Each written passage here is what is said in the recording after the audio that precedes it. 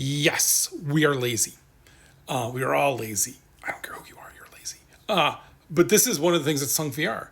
So when we were working on it, and I had a dedicated room to just play whenever I wanted, I played continuously because this was all I was working on. I was working on all with VR devs, and we were just going over stuff. Where I was going, looking at demos, getting demos ready to go take on the road, to go to a show or like give a talk, or like I would just demo it everywhere. I can tell you some stories about demo and VR.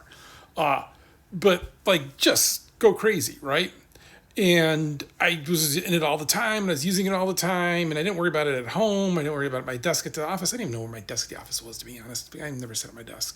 But okay, I'm going. I get the home set up then, right? And I set it up, and I put the headset down on my desk, and it's all set, and I'm using it occasionally and stuff. I've talked about it, like there's certain Pistol Whip is one that I'd go back to a lot, and other games.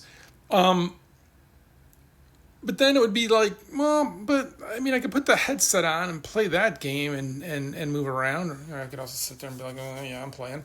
People do that. Or I could just not put a headset on and play some TF2 or whatever, right? And it was just like that friction of putting the headset on, and slowly the headset would get moved off the desk, and then it'd be over there. And in the new office, I didn't bring it up here. I still have it set up downstairs. I can play downstairs.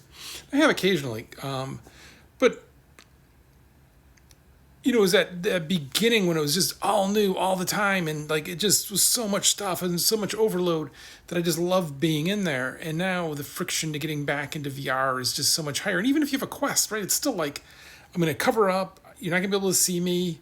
My cat Bella would do this thing where she knows how to open all the doors. She would open the door, and then she realized I would know. Then I would look up and be like, oh, the door's open. Bella's in here. I got to go look for her. So she would close the door behind her then.